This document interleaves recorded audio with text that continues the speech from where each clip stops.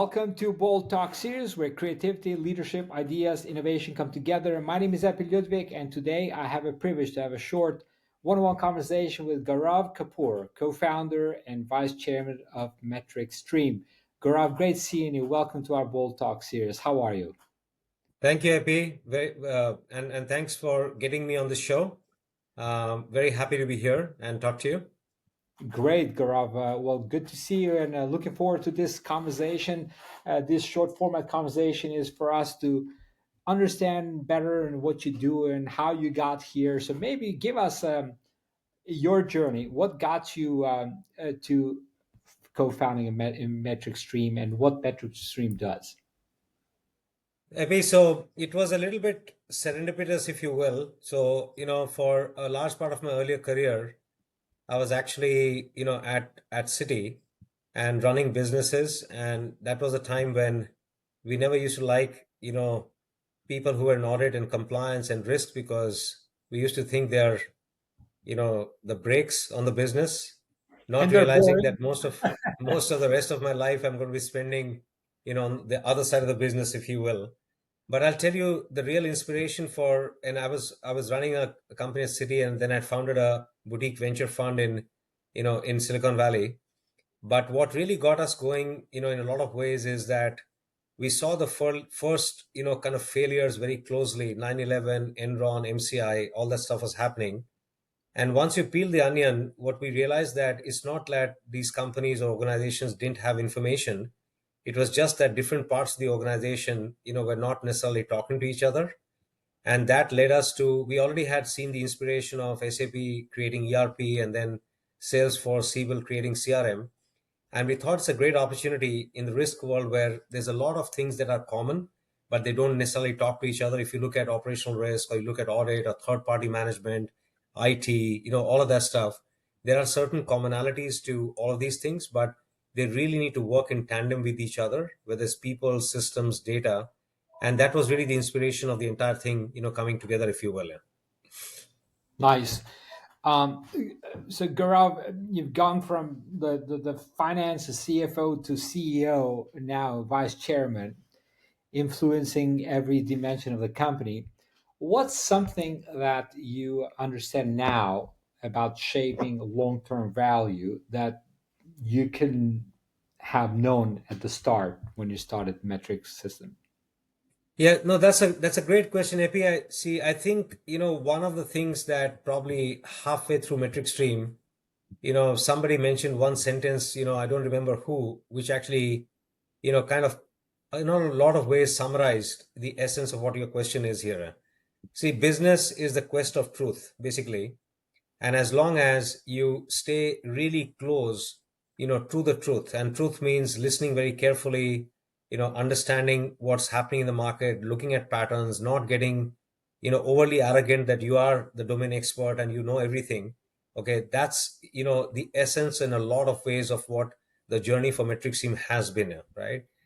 And the second thing I'd say is that, entrepreneurs and executives absolutely and distinctly they have to have conviction and they have to have a vision of what they're trying to do, but also a very important component is adaptability. We probably, in all humility, I'll say we've done well as a company, as a space. We've been market and category creators. But if we had done more of that during that journey, both the adaptability as well as what I call the truth, basically, and not getting stuck at times, okay, we would have been further along. And that's the two things I would say, that have been, very important part of the journey. One is just, really kind of making sure that we're listening very carefully to the market, to our customers, on one side, and then have the adaptability of morphing. We've adapted quite a few times, and we've not adapted from the core vision we started with. That's the interesting thing. But how you get to that, you have to be adaptable. Yeah, actually, the hardest thing is like trying to figure out the the go to market. Like, what is the product market fit, right? What is that? What is that? Your sweet spot. Do you think that's so essential for every entrepreneur to get that clear as soon as possible? Epi, I think that is the most important thing. People talk about execution, they talk about, innovation, etc. But the single most important thing, I was talking to another gentleman, on an interview, and he asked me like, what keeps you up at night even today that kept you up at night 10 years ago? And I would say that the thing that keeps us up at night is really that if the product market fit slips out, right, and you can't get it perfect all the time, but you also can't get it wrong, right? And so for us, for me personally, I have been very customer intimate, to make sure that we are listening to the customers very carefully, not just what they need, but are they truly getting value, okay, out of what, we are providing them, and what do we need to provide them, to make sure that we keep adding value to what, their overall ecosystem in risk is today, as an example, right? And like I said in my earlier answer as well, that as part of that, the ability to make sure that we are listening carefully, are able to adapt carefully as well, because the product market fit, I mean, the best companies out there, they've morphed a number of times, but they've always stayed very, very close to, understanding what the real product market fit is. It's a very big word, okay, and not easy to get to, because you need to have pattern recognition. You've got to be listening very closely to your customers, to the market, and you can't always be trailing. You have to be ahead. You have to lead the customers, not just listen to them and react to it, if you will. Mm. So so so you got to spend so much time and probably fall in love with the root cause of the problem in this case, because you mentioned about that conviction, right? That conviction is so necessary. So you are so immersed in it that even like sometimes the feedback, that doesn't necessarily mean that it's always the case that you should just always, Correct. right? Yeah. Correct. Amazing. Yeah. Yeah. Gaurav, your MetricStream is now pioneering an AI first solution in GRC. Now, what mental shift did you or your team needed to make to fully embrace the transformation, not just as a tech upgrade, but as a cultural reset? Epi, this is a great question. See, AI is not about technology. It is really about a mindset in a lot of ways. And the reason I state this is there is a super amount of excitement around what AI can do and has been able to do already, right? Mhm. However, the moment it comes into your own world, okay, of somebody not just a consumer of AI, but the producer of AI, right, or the distributor of AI, there is one word I'll say: there is a lot of trepidation, okay, around it, and that's what we have had to cross, and we are continuing to have to cross over, whether it's with our customers, whether it's with the employee base, whether it's with our shareholders. There's a lot of excitement clearly, but there's a fear of disruption, number one. And then you have the classic fear of, what I call, whether it's jobs, okay, you go to a customer, we've shown value on how AI can actually, significantly change their efficiency model, but at the end, it can also cause job losses, yeah, number one, right? Then, organizations worry about the new paradigm of data privacy, data integrity, right, data lineage, things like those. But really, the most important thing is a mind shift and a cultural shift. Even within MetricStream, our internal adoption of AI, for example, took some time, because people have been doing a certain way for the last, 10 years, 15 years, right?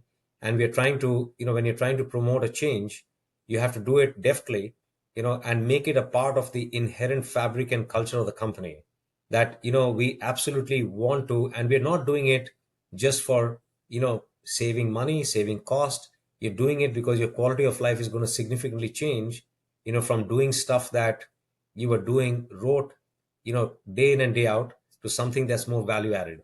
That's, by the way, Epi, also a lot of our value proposition to the customers, that it's not just about, kind of saving efficiencies, but really what you used to do day in and day out. Look at I'll bring it to life, in a minute, right? Look at a life of an auditor or a risk manager. All they're Mhm. doing day in and day out is filling up forms. They are the brightest people in the company, have the most amount of knowledge about what happens in the company across the board, right? But guess what they're doing day in and out, 8 hours a day? They're filling up a risk assessment form, a cybersecurity form. They're doing auditing day in and day out on a work paper, on a system, right? Versus, providing insights, recommendations, and participating in what I call more strategy and growth of the company, which they can do because they understand the business left to right and right to left. It's a culture and a mindset shift that we've had to do, both within the company but also with our customer base, if you will. Wow.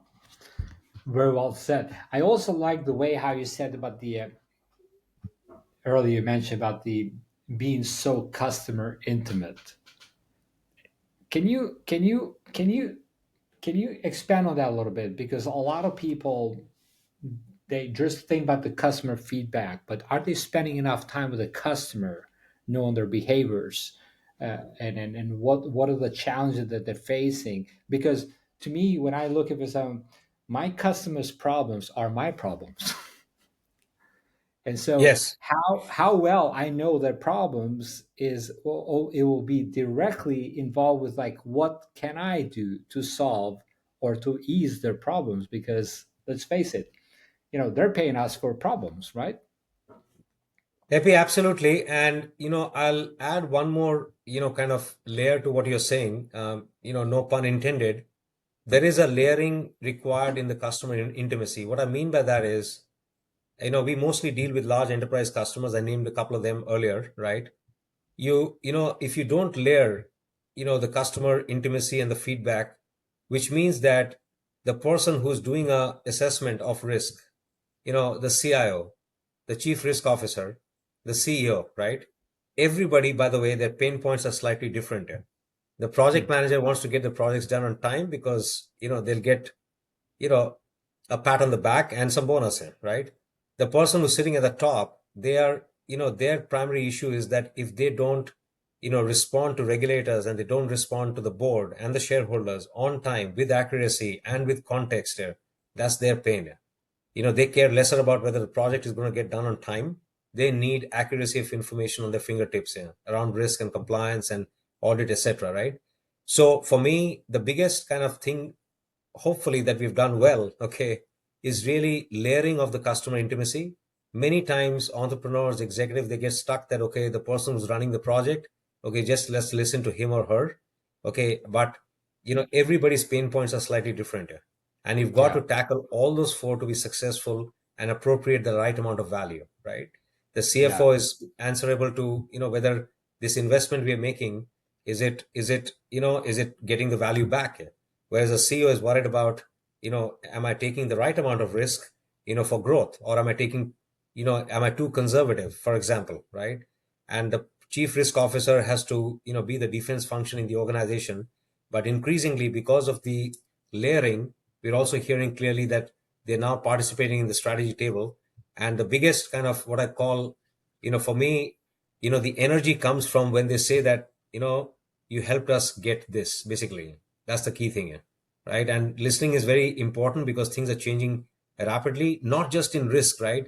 If something is changing in the security industry or something is changing in the, you know, the ERP industry, that applies to us too, because consumer exactly. behavior and the customer behavior is changing across the board, not just in risk, but in other areas as well. So that's Yeah, what you've got to be very closely listening to. very, very, very well said. Now, Gaurav, you worked with closely with global banks and governments and tech giants. If you could whisper a single strategic warning into their ears of today's risk leaders, what would that be? Can I do two, Epi? Yeah, absolutely. Go Okay. ahead. All right. So I'll do two. One, and this will sound a little strange coming from a tech vendor, but I'll tell you the biggest thing I'll whisper is be very clear about the culture, risk culture in your company. If you can set the framework that we are going to be conservative, we are going to be aggressive, we are right now focused more on growth, it's okay to take a little bit extra risk, okay, as long as you don't get untangled or tangled into regulatory issues, etc. Many times, the layering of what I call the culture and the communication of that is not happening appropriately enough. When I talk to my customers, I see that at the top they have a different view. By the time it cascades down to the third level, it's a different view. So that's one. Okay. The other thing, and of course, I mean, being selfish, okay, but I'll also say that we have a wide spate of customers in different areas of maturity, okay, or different stages of maturity, if I may. And the whisper I'll give them is don't be siloed. Even after all these years, with all these failures that happened and and also the successes of companies that were able to do it well, if you are siloed about your entire risk themes, okay, you are going to get, at some stage, get compromised. and if you do it well, you can get a lot of strategic advantage. I'll give you just one example. When the COVID had hit, right, we were working with, I can't name, but we were working with a few very large pharma companies that were launching vaccines in the market, right? And they had to do it faster. One of the pharma companies that was extremely well prepared about their compliance infrastructure, about their risk infrastructure, which meant that they could launch into a country much faster than the other pharma company could because they were ready, right? And that has a direct impact on lives, human lives, of course it had, but also their business proposition, right? The value they could appropriate because they could move fast to the market. So not being siloed is a very important thing, and that's where integrated risk management comes into play, basically. Okay. Yeah, interesting. Sorry. Well, I'm truly enjoying the conversation here, and I think we gotta leave with the last question here, and we'll love to do another conversation with a longer format. But to me, when I started Bolder Words, I thought with the idea that people can get more inspired from people like you and many others, leaders and innovators and entrepreneurs. And the question is like, what does bold mean to you? The word bold mean to you? So bold, it's a very good question because we talk about this every day. Okay.